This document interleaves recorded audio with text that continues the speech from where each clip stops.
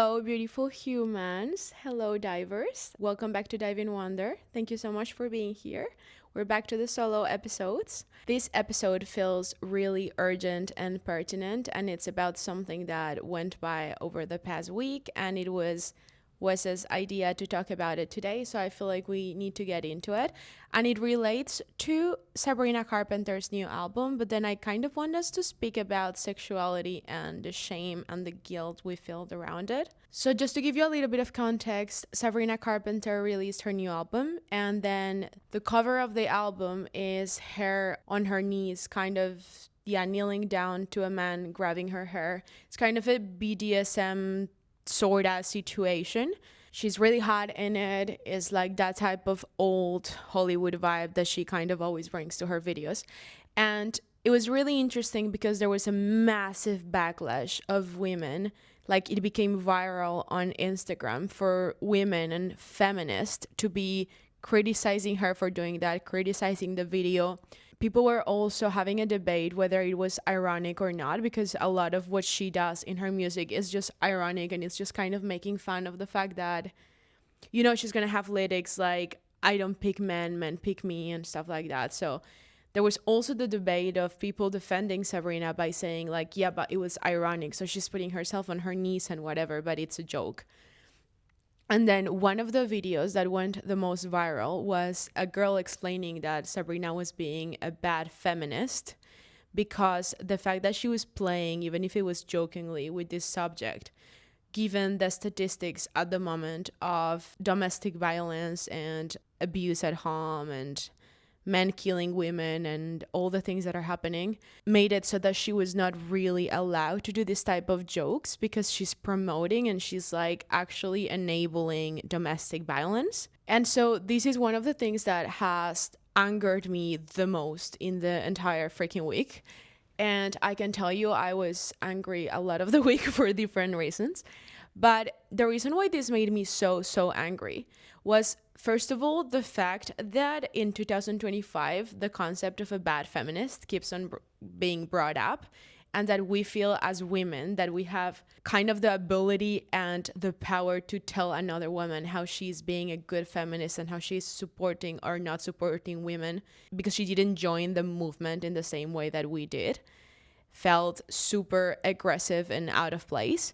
But other than that, coming back to the actual concept of what they're criticizing, I think we're not realizing how dangerous it is that you could ever in your head put a sexual fetish in the same category as you would put domestic violence. And I think the whole giving power in bed and the whole controlling dynamics within a sexual environment, the fact that we still as a society related to domestic violence is so dramatically fucked, and it's so problematic because then it kind of infers that you're enabling domestic violence because of whatever you prefer to do or not have done in bed. And the fact that you're coming out there and telling a woman that is playing around with a fetish on her art, whether it is a real fetish, whether she's just being ironic on the fact that she doesn't want to be held by a man like that, or whether she's actually accepting a fetish, whatever she's doing when it comes to that, the fact that we can feel like we are entitled to relate it to something as serious as domestic violence is the wrong way of defending women, because you think you're actually making it so that women that get abused are not getting triggered. But what you're not realizing is that you're actually guilting women that have enjoyed or been into this type of fetishes or have explored their sexuality and then afterwards have gotten abused. You're kind of making a correlation in between the fact that they made it happen or they enabled it by the fact that they like to be controlled or they like some sort of play with pain. And it's so interesting with pain. Pain is a really interesting subject, actually. Not just BDSM, but like if you just go neurologically into pain in the brain. We had this conversation with Jazz over the Sabrina Carpenter thing, because the place in the brain that has the receptors for pain is the same place as pleasure. And I think it's so important that we acknowledge that the reason why it's so common, I'm not saying this is what everyone likes and there's like a whole spectrum of what people will like. So this is not for anyone, especially men, to assume that women like this if it's not a conversation. I'm not saying that, and I would never think that men should be assuming that. But within that, you need to understand that there is some sort of, I'm not going to say majority, but there is a lot of women who enjoy this type of power play, and a lot of men and a lot of non-binary people. It's a thing that if it's a fetish that it's talked about so much and everything, it's because it exists. And there are some neurological ways in which this makes sense and checks out. Again, not saying everyone likes it, but a big amount of people do. And you need to understand that the moment you correlate this to a guy beating you up because you are having a fight, and then you're like, well, yeah, but you liked him to be rough in bed, so what are you expecting?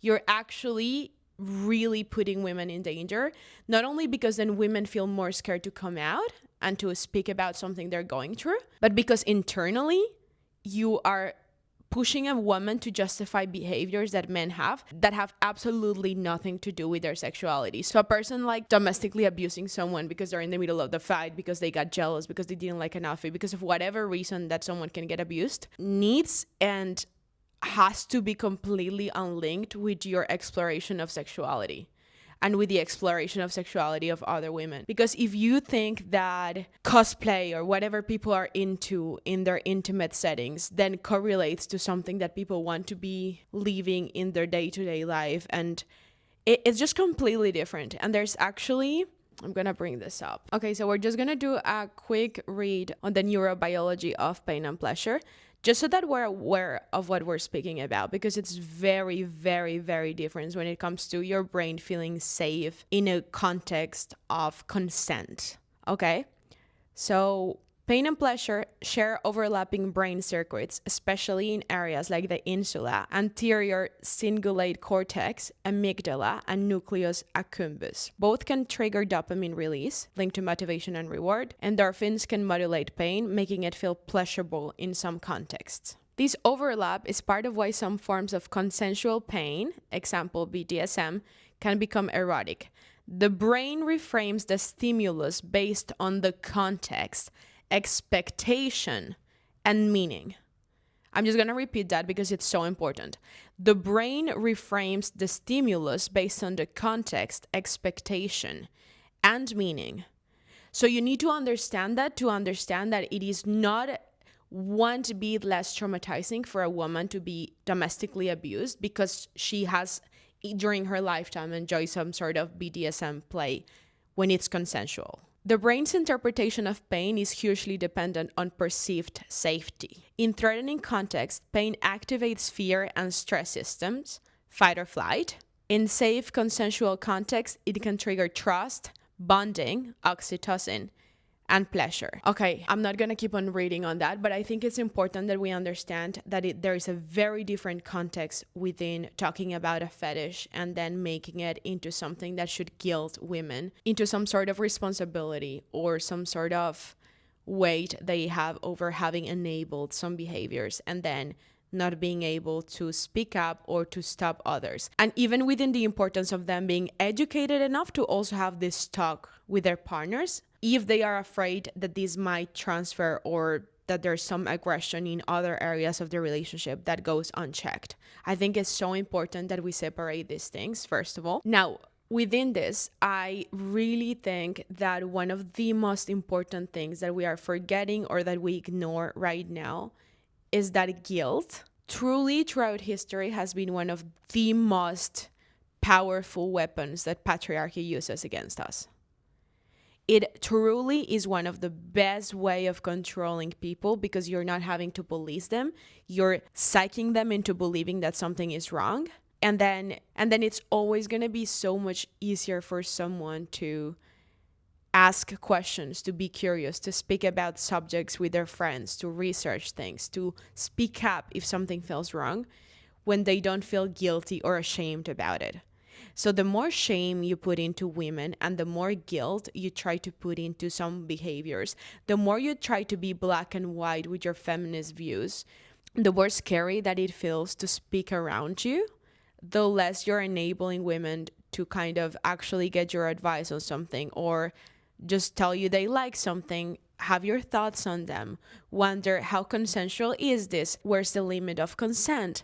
There's so many things within guilt and shame that stop us so radically from exploring ourselves and our humanity and our sexuality and all different parts of ourselves. And we were even talking about this yesterday with my friend, because someone posted a video about how the hatred that some people, some religions, some politicians are expressing towards trans people, their rights, not only their rights, but basically their existence, because trying to get them out of work is threatening their existence, their hormone treatments. I'm not even gonna go fully into everything that's happening, but the video was about exploring whether the hatred and the deep-rooted rejection people have towards other people's way of exploring their bodies or their sexuality comes from their inner unhappiness and the trauma that traditional gender roles have caused in them that haven't allowed them to explore. And therefore it gets extremely triggering to see someone else being so free within their sexuality, so free within their body, so free within whatever they want to do physically, however they want to show up in the street, etc. So this conversation was really interesting to have with my friend, because it brought us back to the fact that absolutely anything that you deeply, gutturally hate and feel disgusted by and feel truly a lot of strong feelings towards in terms of rejection, that doesn't come to your own safety or your family, or it doesn't strike you personally, but it's someone else's choices. Anything that makes you feel that way is probably something that you haven't explored within yourself. There is no reason why you would have so much guttural rage in something towards, I don't know, a homosexual person getting a dick inside whatever they want to do, if you yourself haven't had some sort of weird curiosity that you don't even allow yourself to think of, and then the moment it's reflected back at you, and then the moment you see someone that's free enough to enjoy it, it obviously triggers something within you. And we spoke about it in the podcast with Cynthia, when it comes to when we feel jealous about something and when we criticize things are often things that we want and we don't accept it. So jealousy or anger, it's such a great amount of information for us if we are curious. So I truly think that curiosity is one of our biggest kind of medicines right now in the state of the world and everything that's happening. Because just imagine if the homophobic crazy dudes that are spending so much time commenting on people's Instagrams, just imagine if half of the time they were spending on their keyboards was spent with a dildo in their bed, playing around with their forbidden places and asking themselves if they like it. We would be in a much calmer society, I can tell you that. And the thing is that this happens for everything in our lives, and it's not to just judge them, because we all do it. But I was thinking about it today when it comes to this subject. I was thinking, for example, about the girls that are hyper feminine and a lot of makeup since they're kids, or they dress up really well and whatever. I had this kind of deep rejection when I was in school towards them. And a lot of deep rejection and a lot of fear then gets stressed as moral superiority. So then I was just well, they're superficial because I'm more of a tomboy. So I'm definitely smarter because I'm not spending my time doing my makeup or caring that much about my clothes or whatever. And I could see how I would then get my ego to justify me rejecting these hyper feminine girls as me being better than them intellectually or whatever shit I was telling myself, which ended up all being a disguise for the fact that I simply didn't know how to do my makeup. I never really cared to learn about it. I was never watching the YouTubes about it. So when I did try to do it, because I didn't have this gradual learning that a lot of girls did with YouTube and whatever, then when I did try to do it, it looked terrible. And then of course I went whatever, I don't need to put on makeup because I just want to focus on my brain and whatever. But again, it's a rejection that comes from your own fear. If you approach the same situation with curiosity, if you have this in your stomach when you see someone that triggers something, or that you feel like you're judging them because they kind of overdress for this party or whatever. When you have this reaction, if your first reflex is just being curious and being like, okay, this is definitely making me feel something. Because we do that all the time. We get triggered all the time. So it's such an amount of information that you can have about yourself if you just are curious. You don't need to speak about it straight away with anyone if it's something that you're not comfortable sharing. But if you feel uncomfortable, just ask yourself. If you hear a woman, for example, speaking in a table where there's men, or speaking publicly about their periods or sex. Periods is a great example because I see so many women that get uncomfortable where I am in a situation with males and I mentioned that I have my period or that I'm cramping or whatever. It's of course diminished with time, and Australia is much more open-minded than Colombia was, but I feel like there's this like, oh my God, why are you speaking about that? And it comes sometimes more from women than from men, or maybe men are just scared to like tell me anything, as they should. But a lot of it is just, if you feel this like, eek, I'm uncomfortable by this person's behavior or by how open they are about their sexuality or whatever, it's really cool to just take a breather and ask yourself, is this a part of me? Is this a part of my life? Is this a part of my human experience that I have explored? Is there anything in that area that I don't feel like I have gotten to experience that I maybe want to at some point of my life? And then if you just ask yourself these questions about most of the things that make you uncomfortable or make you judge other people, you will do your own discovery of your own things so much freaking faster than if you let your ego justify it as why you're morally superior because you're not out here telling everyone about your sexuality, or you're not out here telling everyone about your period, or you're not out there trying to call the attention because you overdress or because you have a podcast or whatever. Because your ego will jump in very fast and tell you that those feelings of being uncomfortable actually come from moral superiority and that you are better. And that's why people in power right now are trying to assert that superiority by cutting the freedom of people who are exploring the things they aren't allowing themselves to explore. So again, I'm not saying that everyone in power that is homophobic, for example, is closeted. I am not saying it, but I do think so.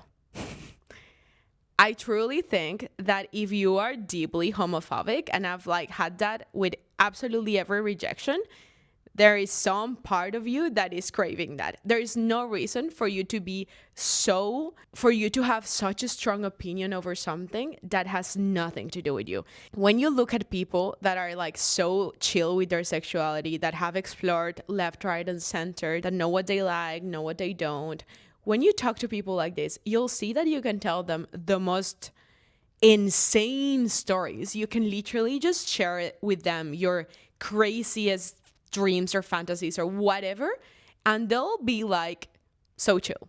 Even if it's things that they completely disagree with and that they would never do, they don't feel threatened by the fact that you're exploring shit. I think that's the point, is if you feel threatened by someone else exploring themselves as a human, which entails their sexuality, the way they dress, the way they play with makeup. Makeup is an art. Makeup is an art form.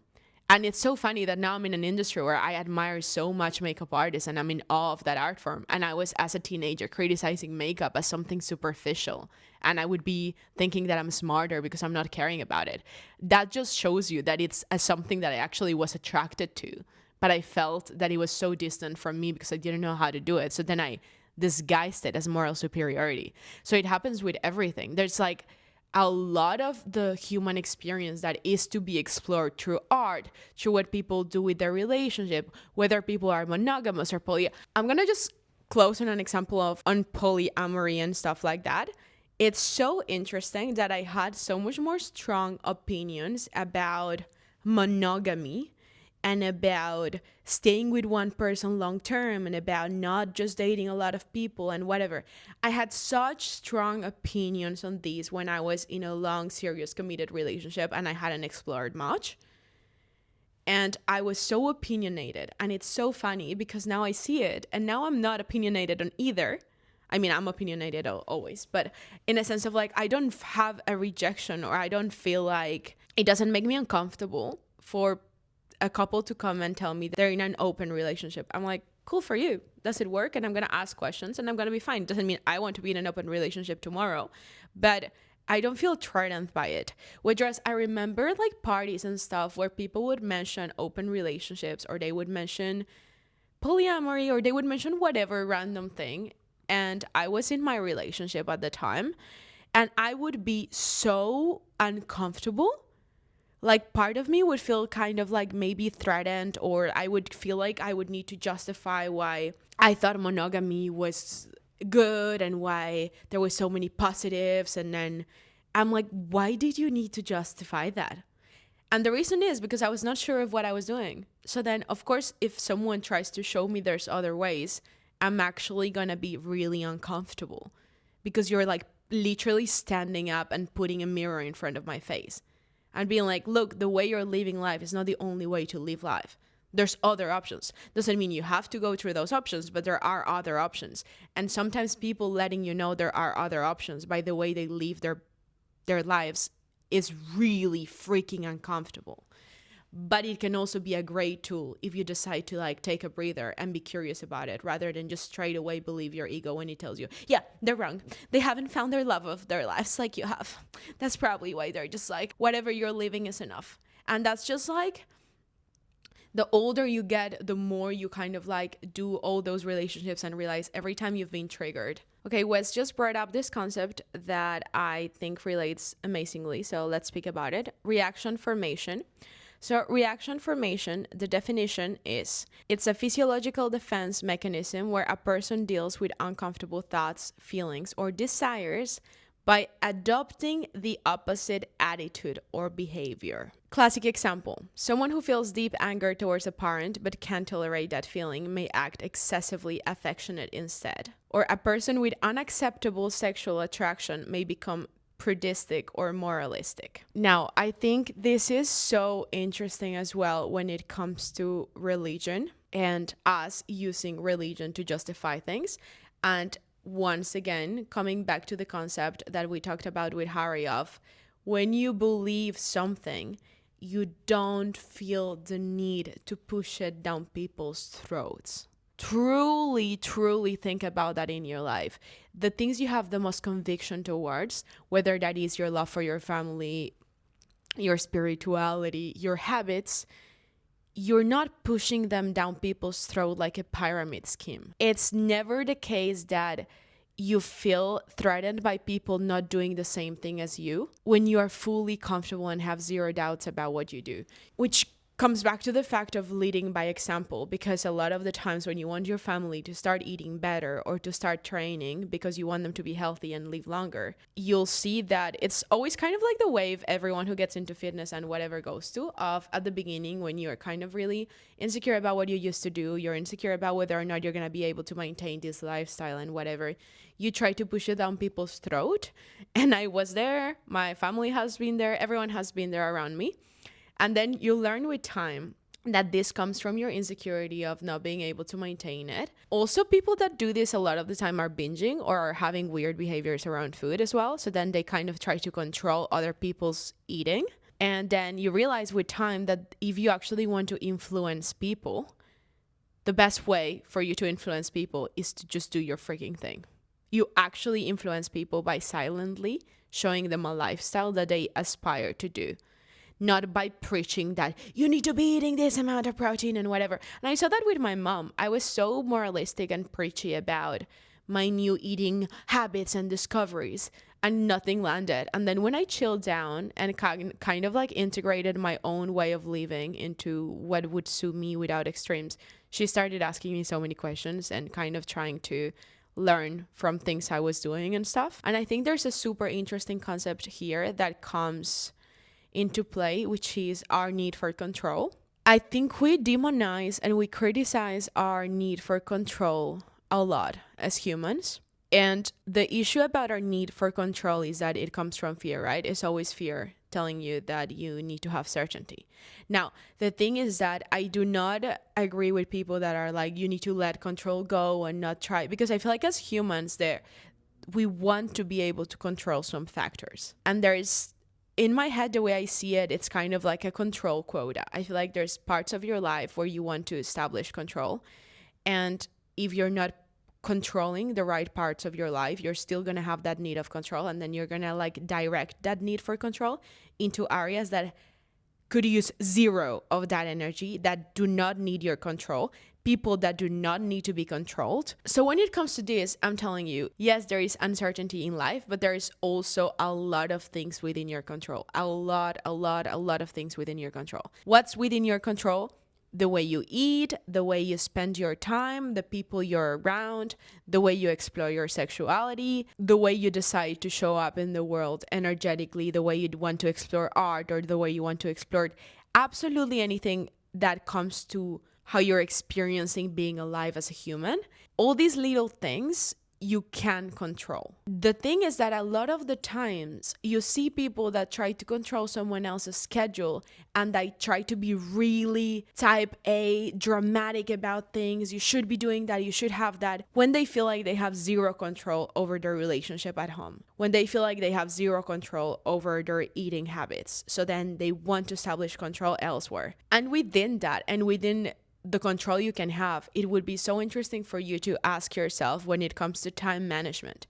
You have control over your time. Imagine if the time that people are spending protesting abortion, protesting trans rights, sexualities that they don't agree with, protesting anything that is not related to their own experience of life.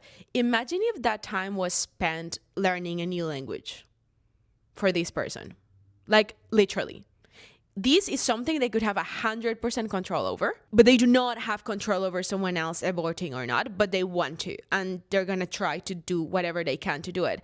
But you could have control. Imagine if instead of going and putting all these comments, you're actually actively trying to explore your sexuality, going to like tantric massage shit, like whatever rocks your boat, but you do have only 24 hours a day. So the amount of like life you're gonna allow yourself to experience is also gonna come with how you're using your control. And I think there's something, this is gonna be very woo-woo. There's something interesting about the whole hyper masculinity, femininity thing that we spoke about with Harry, regarding the fact that the men who I've seen show up in more manly ways in the moments that matter, or even within their sexuality, within our sexuality, are the men who are so comfortable playing around with their feminine energy every time. And this is my experience, I'm just speaking from experience, but the most manly men in the real forms of being manly are the ones who, either because they play around joking with their friends, or because they explore whatever they want clothes wise, or even because acting wise they do maybe homosexual roles. Men that have been playing with those energies, for me, have so much more of a powerful, cleaner masculine energy that lands so much stronger when the moment is right. And I think there's something interesting about that. I do feel like there's some sort of sacred energy that happens when we're exploring our humanity in this planet. And our task is to clean it from conventions. And I think that a lot of the things that get us stuck not exploring all the things we want to explore within our bodies, within our relationships, within our family dynamics, is just time that we haven't spent sitting down and cleaning. What do I actually believe in, and why do I believe this, and is this stopping me from doing something else? Like, there's so many people, for example, that are criticizing people in Latin America that move abroad early. They say that you abandon your family, that you don't have family values if you just want to leave and travel the world and whatever. A lot of people stay living with their families up until they get married, because it used to be because of religion, but now it's heavily because of guilt. And the whole guilt tripping, again, it's not only towards women, but the whole guilt tripping of caretakers and just being around people you love and then not exploring the world. And then I could see the reactions of some people that would criticize me so much, or that would make jokes to my mom about, oh my God, how does it feel to only have one daughter and have her abandon you? And all these type of like passive aggressive jokes my mom received, and I received even when visiting Colombia, came from people that, in my opinion, had a deep desire to travel and were so curious about the world outside, but were not allowing themselves to like understand that this rejection and how uncomfortable it made them that my mom sent me off was coming from something within them rather than from what me and my mom were doing, because no one cares about us. Like, it's our thing and people are actually living just in their own bodies. You have no idea how it feels to be trans or how it feels to be homosexual, how it feels to be bi. You have no idea if it's not within your body and if you haven't explored these energies yourself. So any strong feelings that you have are actually coming from urges and energies and weird games that you play within yourself that are so fun. Being a human is so fun when you're curious. Honestly, like, existing in this planet as a human being, especially on the privileged environment where most of the people that would listen to this podcast are, it's so fun. But it's only fun if you allow it to be fun. It's only fun if you allow yourself to be so curious, to explore, to meet people that are in a complete different environment, to watch videos of people discussing subjects that you were so deeply against or that you grew up like criticizing. Because at the end of the day, the most valuable thing you'll get is that you're gonna get to 30, 40, 50, whatever age you'll get to in 10 years and be like, wow, I know myself so much more. And it's so beautiful when you know yourself better. And you'll get to know yourself better, believe me, by learning a language than by joining a protest against abortion or by commenting on people's Instagram that they're disgusting and that they shouldn't raise kids if they're not a cis, whatever. Like, I'm not even gonna go into that because it makes me lose my mind. But control what you can. If you have this deep, I want to control because I'm a human and I want certainty, control your habits, control your health, control what you eat and what you put into your body, control your alcohol intake, control your friends, control how much you're learning, control the languages you learn, the videos you watch. That you can control. Don't try to control what your friends do, what someone in the other side of the world is doing within a video. If someone is dancing on TikTok, on TikTok and it makes you angry, go set up your phone and start dancing in front of your phone. See how that feels. I'm not telling you to post it. I'm just telling you, control what you can, because it's going to get you so much closer to your own humanity and to that sacred energy that you can reach through art, through sex, through whatever, rather than just being in this like, Ugh. And if you feel so strongly, back to the whole reaction formation thing, if you feel so strongly on one or the other side of the spectrum, massive amount of information. If you're neutral, massive amount of information. Don't judge yourself. Don't be a bitch to yourself and be like, why am I doing? Don't do that. But just be curious. Just be like, oh, discomfort. You think that woman is acting like a hoe or whatever. Interesting. Why? Oh my God, you just said her skirt's too short. She's looking for some attention. Why? Would you have worn that skirt today? That's an interesting one. When you criticize an outfit, some people just dress ugly. But if you're criticizing an outfit, it would be so interesting for you to be like, okay, would you wear that today? And then if your answer is no, it's like, okay, is it because of taste? Is it because the color are not something I would like? Is it because of the quality? Is it because I wouldn't feel comfortable in my body wearing that skirt or wearing that crop top? Does it make me uncomfortable that she feels comfortable? Great amount of information. You'll have a much more productive night within yourself and within your week of exploring that, even if you have a therapist or if you have friends and be like, oh, I just realized this part of my body I'm not comfortable with. And then maybe you'll realize that it was because 15-year-old boy called Brad made a weird comment about your knees and now you're really insecure about being on a skirt, but then you're 25 and criticizing a girl who's wearing a skirt because she's minding her own business, you know? So you'll actually get a lot of information from it. That's pretty much it. I love you guys so much. Please let me know your thoughts on this. My DMs are always open. And yeah, just be curious. Go explore yourself, please. Love you. Bye. Au revoir.